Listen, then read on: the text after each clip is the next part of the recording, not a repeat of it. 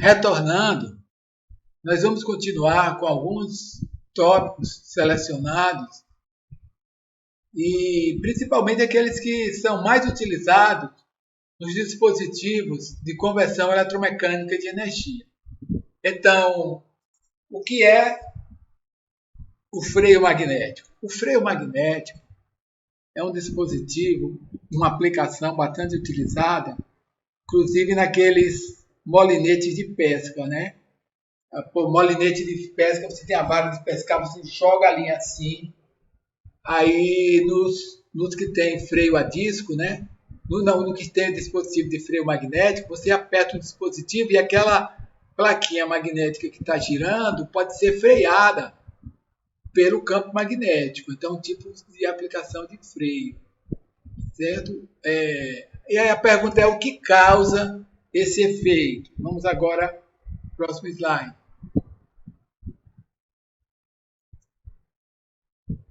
Aqui, olha aqui o exemplo. A maioria dos livros o livro de eletromagnetismo fala desse efeito. Como é isso aí?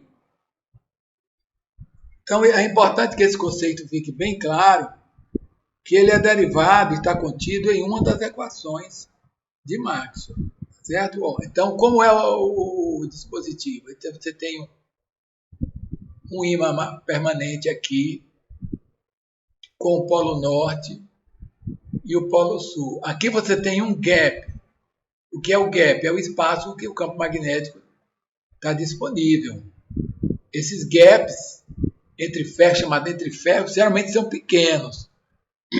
Porque se ele for grande, ele tem muita dispersão magnética. Então eles têm que ser pequenos.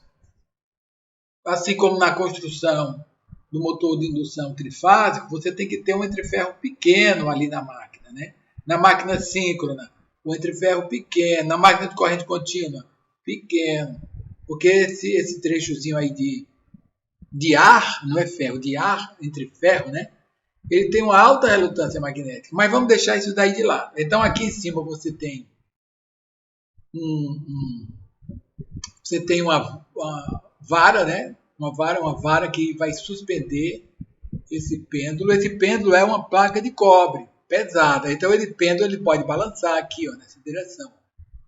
Pode balançar. Mas ele é uma placa de material condutor, de cobre, por exemplo. Então, ó, nessas apresentações anteriores, eu até tinha falado, eu disse, ó, cuidado com os metais que se movem na presença de um campo magnético. Quando o material se move na presença do campo magnético, vão ser induzidas correntes. Essas correntes são muitas vezes denominadas de correntes de Foucault, às vezes correntes parasitas. É porque o meio condutor, ele tem o quê? Tem elétrons livres aí. Então você passa um campo magnético nele, ele está se movendo, então são induzidas linhas ali de correntes. Ele gera também o quê? Um campo elétrico induzido. O campo elétrico induzido que a gente viu. O campo elétrico induzido é V vetorial B. V é a velocidade da placa e B a densidade de campo magnético. Então aqui entre as placas existe uma densidade de campo magnético, densidade de campo magnético. O campo induzido é maior, quanto mais o material for condutor, quanto maior for a velocidade, quanto maior for o B. De repente, esse material, você disse, olha, o material é um supercondutor. Puxa vida, material é supercondutor? Então vai ser induzido um campo elétrico enorme aí, o disco vai frear no ponto máximo. Ele já é freado. Então, inclusive, eu vi na internet aí, você pegava uma esfera de material magnético, uma esfera eletroímã, e você colocava dentro de um cano de cobre. Aí você soltava. Quando você soltava, você via que essa esfera magnética, ela não ia na velocidade máxima, mas ela ia bem lentamente. Você diz, olha, bem lentamente. Por quê? Porque devido às correntes parasitas. Então, o termo negativo que aparece na equação de Faraday diz o seguinte: a corrente induzida tem o sentido tal que se opõe à variação do fluxo. Então, ó, vê se vocês compreendem isso daí. Quando essa placa metálica entra no condutor, sobre a superfície metálica condutora da placa vão ser induzidas correntes de oposição. Então, o pessoal da corrente da placa está dizendo, olha, tem um campo magnético aí aumentando. Aí eles vamos, então, induzir correntes que se opõem a esse aumento de fluxo magnético. Então, se eles se veem o campo magnético, polo norte, ele diz, eu vou criar o polo norte também. Norte com norte, o quê? Oposição. Ah, se é sul, aí eu crio o polo sul também, sempre oposição. Esse pêndulo vai deslizar lentamente. Quanto maior forem o campo, quanto maior for a velocidade, quanto maior for a condutividade do material, maior vai ser o freio. Então vamos aqui para o próximo slide. Você pode demonstrar aqui, né? Dependendo do volume da placa, a placa tem um volume ΔV, que é o volume. A força vai ser proporcional ao que? Ao sigma, a condutividade da placa, a velocidade da placa e a densidade de campo magnético ao quadrado. Então, o que determina o maior freio é o aumento do B. Por exemplo, vamos ver o B 0,6 Tesla. É um B excessivamente alto. É produzido com entreferros pequenos. Isso daí é um campo típico no interior do transformador. Se for de uma máquina, de um alternador, esses valores são maiores, até o ponto inferior à saturação. De repente você tem 0,8 Tesla, um valor também ainda mais alto. Um Tesla é super alto. É obtido através de supercondutores, né? Você obtém campos elevadíssimos. Então você diz, mas peraí, e de onde é que é obtida essa equação da força? A equação da força magnética é obtida através dessa equação simples aqui, que diz que a força é proporcional à corrente vezes o B vezes o L. O L é o comprimento, digamos assim, da barra. Mas, como isso não é uma barra, a gente deixa pelo volume da superfície. Então, aí você diz, não, mas peraí, o que eu queria mesmo era obter a tensão na barra. Então, a tensão na barra é obtida dessa forma. Sempre é o termo direito da equação de Faraday, diz que o E induzido escalar dl dá a tensão. Aqui você só tem o J, densidade de corrente de condução, é proporcional ao sigma vezes o E induzido. Então, você tendo o E induzido e o J, você vai calcular o que? O I. Se você quiser a corrente total I aqui, você tem que multiplicar vezes a área, né, da seção onde a corrente de condução está fluindo. Então, é o resultado importante, certo? A parte do freio elétrico. Isso daqui é uma aplicação. Deixa eu mostrar para outra aplicação. Vou mostrar outra aplicação aqui.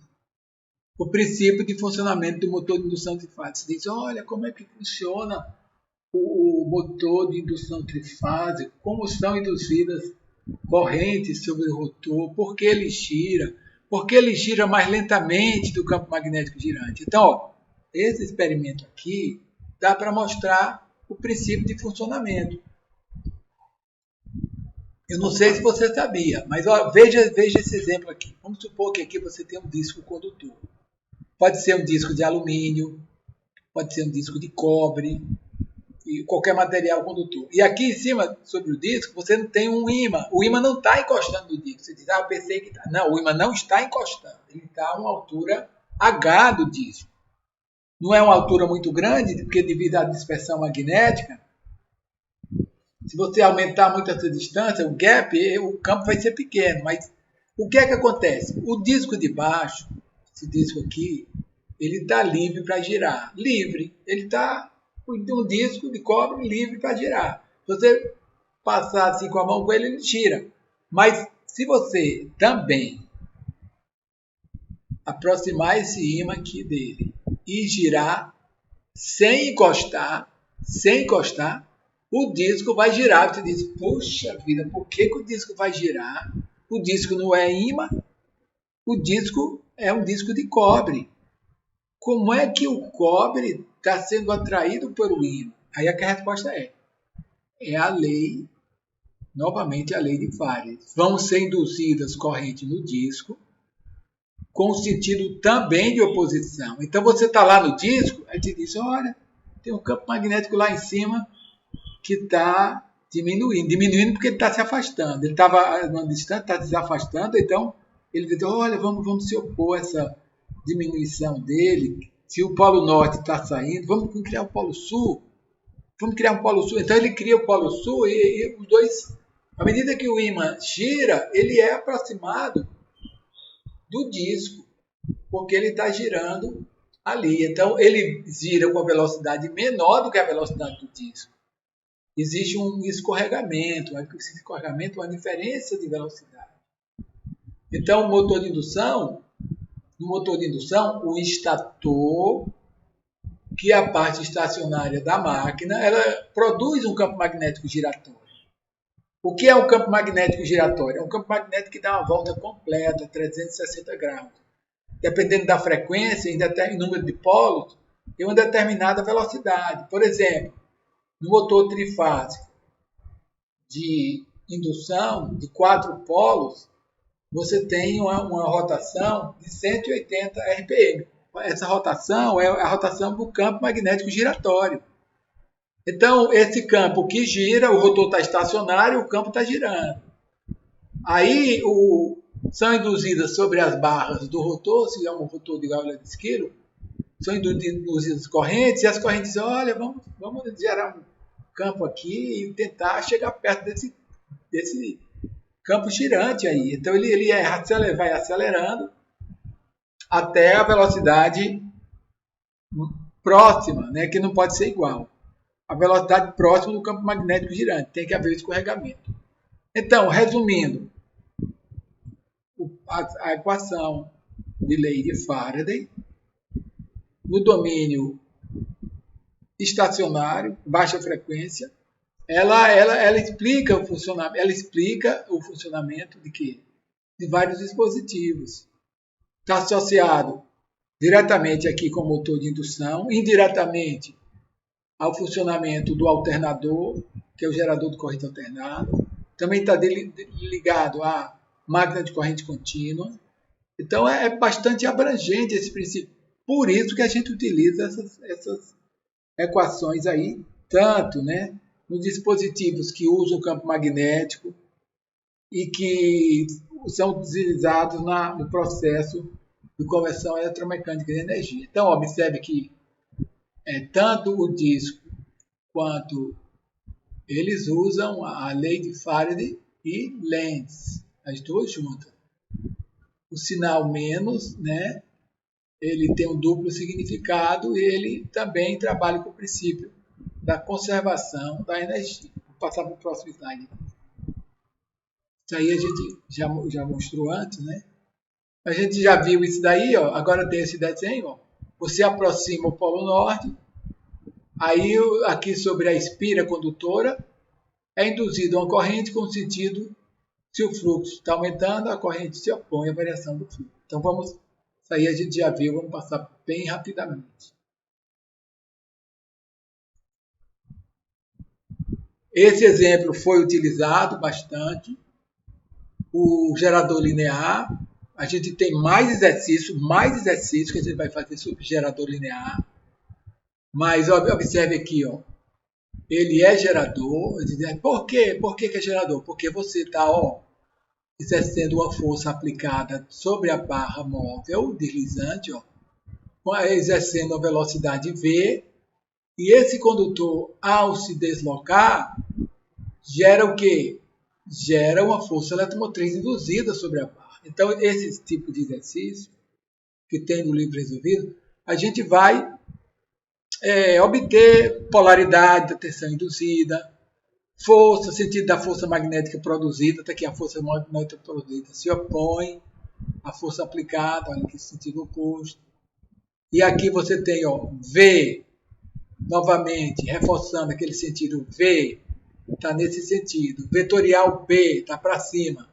Então, se está assim, né, você tem o surgimento dessa seta amarela. O que é essa seta amarela? É o campo elétrico induzido. O campo elétrico induzido é produto do V vetorial. Então, vai surgir aqui a polaridade positiva, que vai determinar que a corrente circule no sentido anti-horário. Então, tem força magnética de oposição, a barra, para gerar essa energia dissipada no resistor, você vai ter que obter uma força mecânica mais o atrito.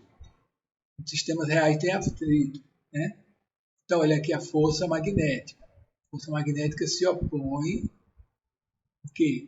à força aplicada e à velocidade V.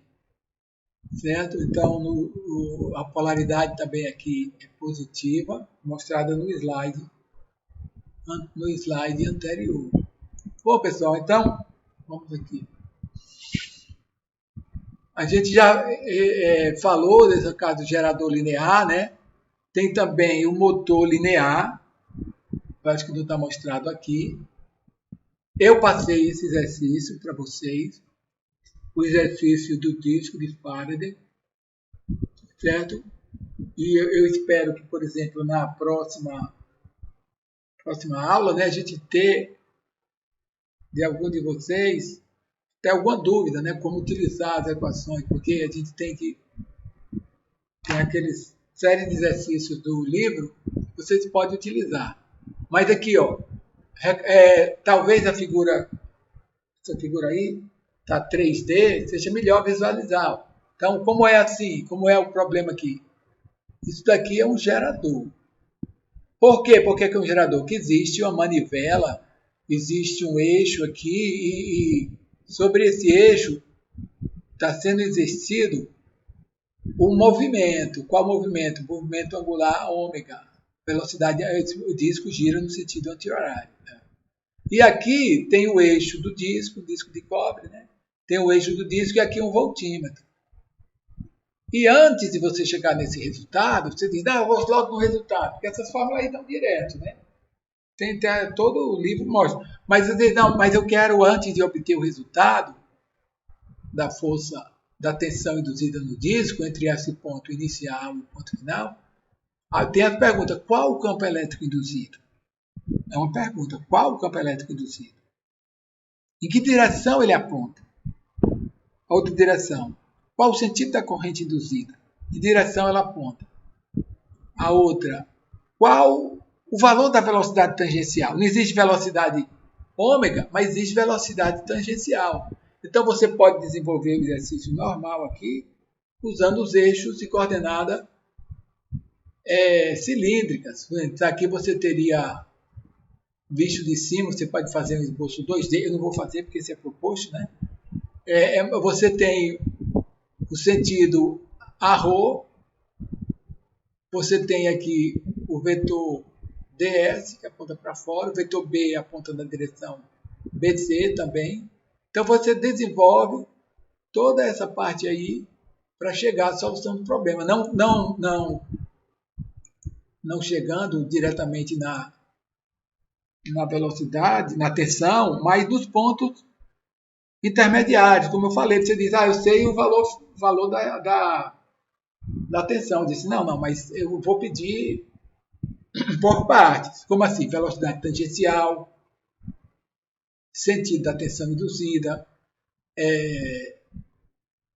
e o que mais? E, finalmente, o que? A tensão induzida no voltímetro. Então, isso daí a gente vai... Ele já foi passado como exercício proposto. Vou passar aqui rapidamente. Aqui também poderia ser essa barra que gira, ele também tem uma tensão. Fica difícil aqui só colher essa tensão, porque teria que ter aqui uma escova aqui e outra aqui, ó. Uma escova aqui e outra aqui. Aí você teria a tensão na barra. Mas, como eu falei, cada peça metálica que gira na presença do campo magnético B, aqui o campo magnético B está saindo, gera o quê? Gera uma tensão na barra. O material que se move, o metal que se move na presença do campo magnético B, nesse caso aí o B está saindo e a velocidade tangencial ela é aqui no sentido afim. Então você pode desenvolver e obter esse resultado. Agora, as principais aplicações da lei de Faraday estão nas máquinas elétricas. A máquina elétrica ela tem o que? O gerador e tem o motor. Então, olhe como é a máquina de corrente contínua. Máquina de corrente contínua. Na máquina de corrente contínua, sempre no estator você tem o campo. O que é o campo da parte da máquina? O campo na parte da máquina é a parte onde circula a corrente contínua. Como assim? Devido ao enrolamento, aqui é um eletroímã. Então, por exemplo, você tem aqui, pode ter uma peça de ferro e uma bobina. Uma bobina aqui, ó. Bobina. Então, essa bobina vai fazer com que desse lado seja sempre o polo norte. E desse outro lado, sempre o polo sul. Então, as linhas vão do polo norte até o polo sul. Sobre o rotor, aqui você vai considerar uma coisa bem elementar. Você tem uma espira, né? Então, aqui, ó, essa espira tem um ângulo entre o que? O campo magnético externo, que é aqui, e o campo magnético externo. De repente, ó, se o eixo da bobina estiver nessa posição aqui, essa posição aqui é 4, né? Se estiver nessa posição 4, porque observe que tem aqui as posições, ó. Posição 1, posição 2, posição 3, posição 4, é essa posição atual. Nessa posição 4, o fluxo, né, é máximo, porque o DS aqui está máximo. O DS está apontando na direção coincidente com o P, que é o campo magnético externo. Depois eu vou mostrar isso aqui. Mas se a bobina estivesse na posição 2, ela estaria com o campo DS mais ou menos nessa posição. Ó. Ele não estaria nessa posição que está agora, mas ele estaria em outra posição. Mas aí, à medida que o quê? A bobina gira sobre o rotor, você tem o quê? O surgimento de uma tensão induzida. Então, a tensão sobre o rotor é o quê? Uma onda senoidal. Observe que não existe um gerador aí de uma só bobina, né? Mas aqui é só para ilustração. Mas, ó, na posição 4, que é a posição dessa bobina, o fluxo seria 0. E quando ele se move um pouquinho, aí já tem um ângulo. E aí você tem aqui a força eletromotriz induzida para várias posições. Na máquina de corrente contínua, você tem o comutador que faz a retificação da onda. Então, ó, nesse tipo de gerador, só tem força eletromotriz de movimento. Como assim? O fluxo do polo não varia no tempo. Ele é constante, mas devido à rotação, aí que acontece o quê? O surgimento da força eletromotriz induzida dada por essa equação. O campo elétrico induzido na espira é o produto do V vetorial B. E o que é que está variando aqui? É o B? Não, é o V. Por quê? Porque cada vez que ele gira tem um ângulo diferente entre o V e o B. Então vamos lá, vamos prosseguindo aqui para... Aqui eu estou falando das aplicações em geral. Agora, a outra é uma aplicação importante, é o circuito magnético. Eu vou terminar com essa história. Circuito magnético. O circuito magnético ele já não usa mais a lei de Faraday. Ele usa a lei de Ampère. Então, observe aqui o que é isso aqui. Isso aqui é um circuito magnético composto de quê? Uma parte de ferro. Aqui, ó, essa parte aqui é ferro. Tudo é ferro aqui. Aqui você tem uma bobina com N voltas alimentada numa corrente I. Essa corrente I é a corrente de condução. Então, ó, a corrente I ela contribui aqui na produção Se o B, ó, pela regra da mão direita até, se a corrente aponta nessa direção, os dedos curvados estão em direção de B. Então, o B, ó, aponta nessa direção. Então, você vê um circuito centro-ferro composto de vários trechos, né? Tem o trecho ômega aqui, W, trecho W, o trecho H. E a área da seção transversal S, que é esse lado aqui, que é o quê? Que lado é esse daqui? Esse lado é B e esse outro lado é A. Então, a área é B sobre A. Então, aqui, o que é que você, nesse tipo de problema, poderia fazer? Nós vamos fazer um problema semelhante a esse, do Wright, só para você pegar a ideia, né? É você calcular o campo magnético P produzido para essa distribuição. É porque o B vai depender do número de espiras, da corrente e da permeabilidade magnética de cada um desses trechos. E dependendo do material, tem material de alta densidade, tem material de baixa densidade, e isso vai determinar. Então vamos lá, vamos mostrar o básico. O básico, né? Que tem na... Então, primeiro, a equação. Qual é a equação? A equação é essa daqui. A circulação do campo magnético, da intensidade do campo magnético H, é igual a dois termos, corrente de condução e corrente de deslocamento. Aí a gente diz, nos trechos de baixa frequência, você despreza esse trecho aqui, porque ele é baixo, né? A variação para frequências baixas, para dimensões baixas, esse termo é totalmente desprezível. Então você fica para baixa frequência, você ficaria então, ó, com esse trecho, simplesmente. Ó. A circulação do campo magnético é proporcional à corrente de condução. Se você tiver N espiras, aqui seria o quê? N, né? NI, para N espiras, em série, né? Então, essa mesma equação pode ser transformada. Como transformada? Por exemplo, o H, o B é igual a μ0H. E a outra coisa, o trecho H. O trecho H também pode ser substituído, representando a sua relutância. Então, ó, a mesma lei de Ampère facilmente pode ser demonstrada que ela pode ser escrita assim, ó, nesse formato. É a mesma lei de Ampère. Se você quiser, não quero usar a lei de Ampère, então use. Você poderia usar assim, H vezes L é igual a NI. H vezes L é igual a NI. L é o comprimento médio da barra. Depois a gente vai mostrar isso aí.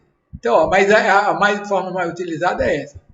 Qual a vantagem de você usar essa parte? Porque aqui você, na relutância, já está a dimensão e a área transversal do núcleo. Fluxo é igual a B vezes A. B vezes A. Aí você tem aqui a relutância magnética do material, é o comprimento do material dividido pela permeabilidade e a área. E o fluxo é igual a isso aí. Então, essa equação, nós vamos na próxima aula resolver um problema numérico que obtém o quê? Você pode ter dois tipos de problema. Dá o N, número de espiras, e o I, e o material, e você obtém o fluxo. Ou então você tem o B e determina o I ou o N a partir do material. Então, esse F aqui é chamada força magnetomotriz. Força magnetomotriz é o produto do número de espiras vezes a corrente.